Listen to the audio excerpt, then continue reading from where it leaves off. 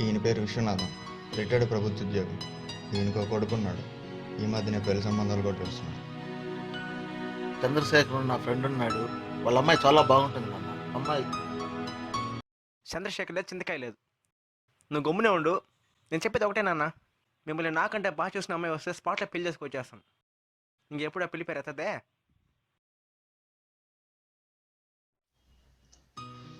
కొడుకన్న మాటలతో ధీమాగా పేపర్ చదువుతున్న ఈయనకి ఒక్కసారిగా షాక్ ఇచ్చాడు. కొడుకు పెళ్లి అందరినీ పిలిచి వేదమాతాల నడుమ ఘనంగా చేద్దాం అనుకున్నాడికి బాగా కోపం వచ్చింది. కానీ కొడుకుని అర్థం చేసుకుని ఆశీర్వదించేశాడు. చాలమ్మా, పెట్టుకోండి మామయ్య, చాలమ్మా, చాలు, పెట్టుకోండి. చాలమ్మా. తన కొడుకు చెప్పినట్టుగానే ఆయన్ని బాగా చూసుకునేది. టాబ్లెట్స్ కూడా అడిగి మరీ దగ్గరుండి వేయించేది.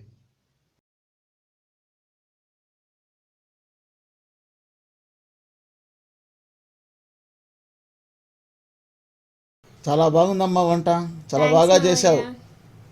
మీకెలా ఉందండి? అలా ఉంది.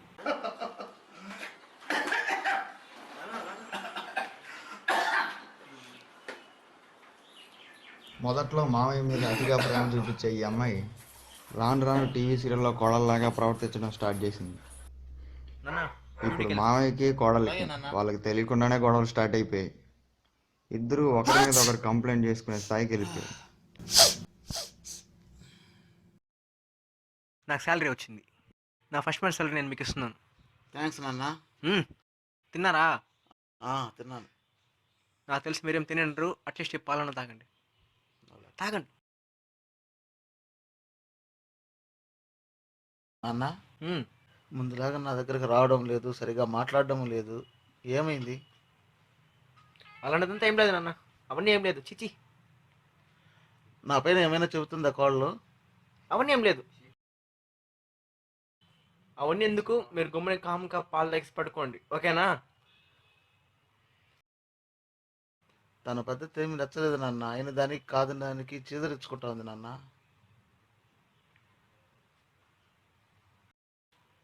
అట్లాంటి ఆలోచనలు పెట్టుకోవద్దు నాన్న, పడుకోండి. జీతం కవరు అమ్మ ఫోటో దగ్గర పెట్టినన్న. Good night. అలాగే.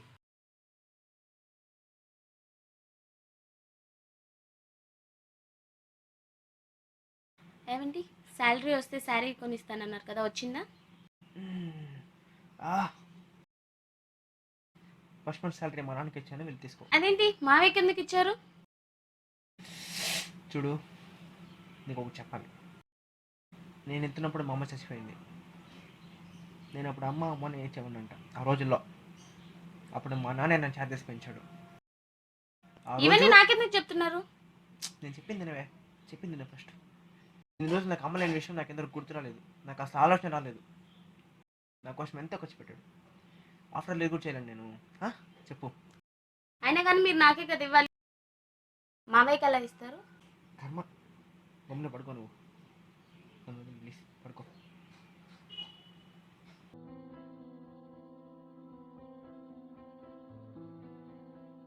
కాఫీ తీసుకోండి.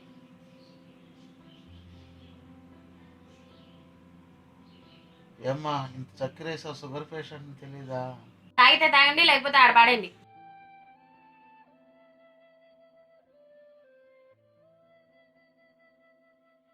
రాక్సీ, గమనండు.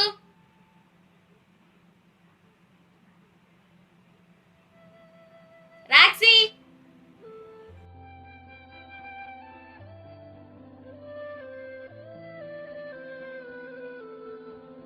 ఎందుకమ్మా రాక్సిని కొడుతున్నావు?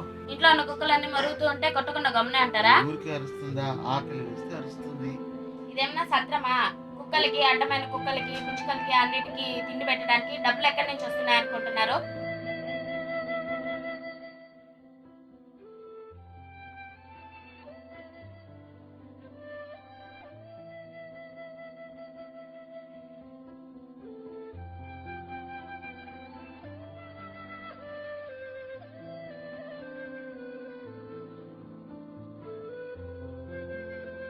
ఏమ్మా, పక్కూరే చేసావా?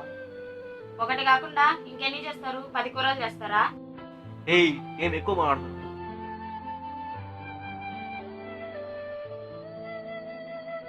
దుంప కూరలు నేను తినకూడదమ్మా. ఒకసారి తినండి, ఏం చచ్చిపోర్లే. కోర్తే ఇడియట్ ఇడియట్ ఫెలో.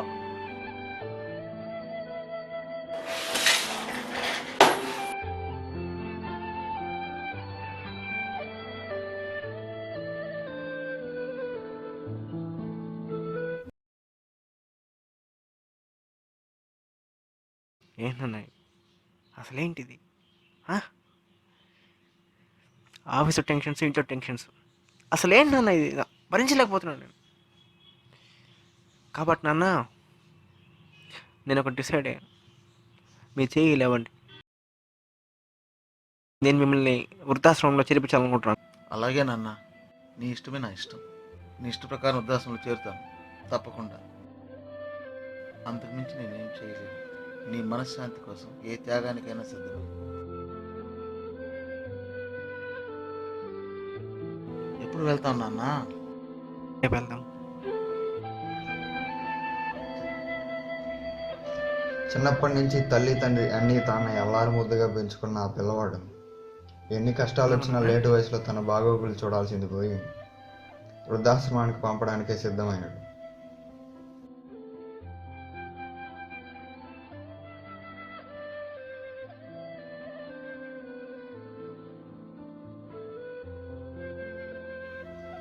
ఆ భారాన్ని దిగమింగుకుంటూ చివరిసారిగా ఎంతో కష్టపడి కట్టుకున్న ఆ ఇంటికి, ఇష్టంగా పెంచుకున్న పెంపుడు జంతువుకి చివరిసారిగా వీడ్కోలు చెబుతూ ఆ ఇంటితో ముడిపోయిన జ్ఞాపకాలను నెమరు వేసుకుంటూ ఆ ఇంటిని, అతని జ్ఞాపకాలను వీడలేక వీడి తన కొత్త నివాసానికి పయనమయ్యాడు.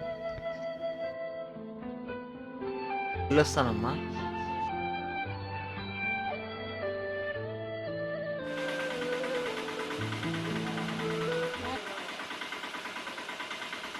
చిన్నప్పటి నుంచి స్నేహితుల్లాగా అల్లరి చేసే ఈ తండ్రి కొడుకులు ఇప్పుడు తమ మదిలో మెదిలే ప్రశ్నలకు సమాధానం చెప్పుకోలేక మౌనంగా ఉండిపోయారు.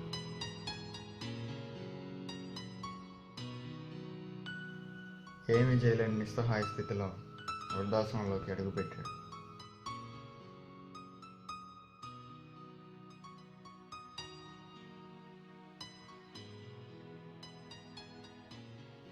విశ్వనాథం గారు తన కొడుకుని చిన్నప్పుడు బడిలో చేర్పించినట్టుగా పెరిగి పెద్దయ్యి పెళ్లి చేసుకుని తన కొడుకు ఇప్పుడు ఆయనే వృద్ధాశ్రమంలో జరిపిస్తున్నాడు.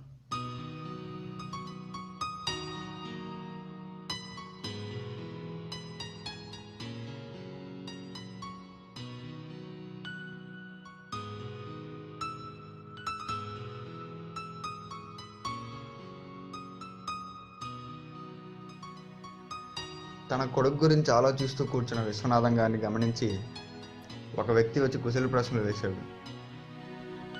ఎవరో పోల్చుకోలేకపోతున్న విశ్వనాథం గారిని చూసి తాను తానుగా పరిచయం చేసుకుంటూ 20 సంవత్సరాల క్రితం అనాథాశ్రమం నుండి దత్తత తీసుకున్న ఆ పిల్లవాడు ఇప్పుడు ఎలా ఉన్నాడని అడిగాడు. ఆ సందర్భాన్ని గుర్తు చేసుకుంటూ విశ్వనాథం గారు, ఇప్పుడు ఇక్కడ నన్ను చేర్పించి వెళ్ళింది ఆ దత్తత తీసుకున్న పిల్లవాడే అని చెప్పి తన గది వైపు అడుగులేశాడు.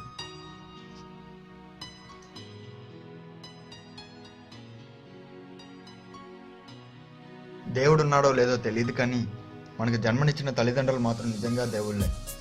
చిన్నప్పుడు మనకు దెబ్బ తగిలితే తమకు తగిలినట్టుగా బాధపడే ఆ తల్లిదండ్రులని పెద్దయి పెళ్ళైన తర్వాత ఎందుకు వృద్ధాశ్రమంలో చేర్పిస్తున్నాం?